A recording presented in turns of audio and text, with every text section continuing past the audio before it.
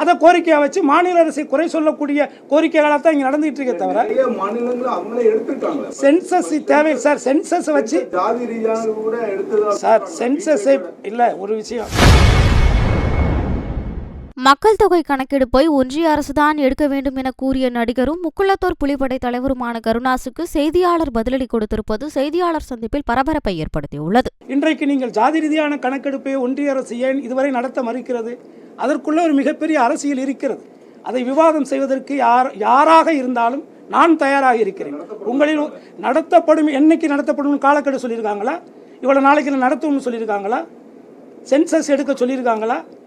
ஆனால் இதை செய்ய வேண்டியது மத்திய அரசு தான். ஆனால் மாநில அரசு செய்ய வேண்டும் என்று இங்கே இருக்கக்கூடிய ஒரு சிலர் அதை கோரிக்கையாக வச்சு மாநில அரசை குறை சொல்லக்கூடிய கோரிக்கைகளாக தான் இங்கே நடந்துகிட்டு இருக்கே தவிர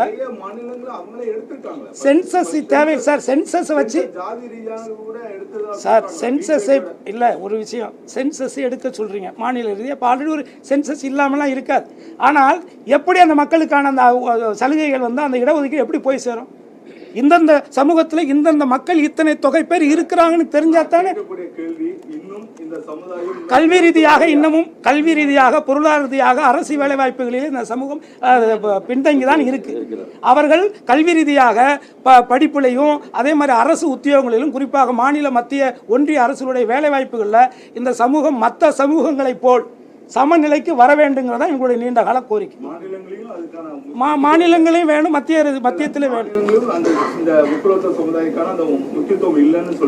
68 சீர்மரபினர்களுக்கு அந்த அவங்களுடைய நியாயமான ஏற்கனவே ஒன்றிய அரசு வழங்கி கொண்டிருந்த அந்த நியாயமான அந்த விகிதாசார அடிப்படையில் அவர்களுக்கான உரிமை திரும்ப பெறணும் அப்படிங்கிறதான் கோரிக்கை.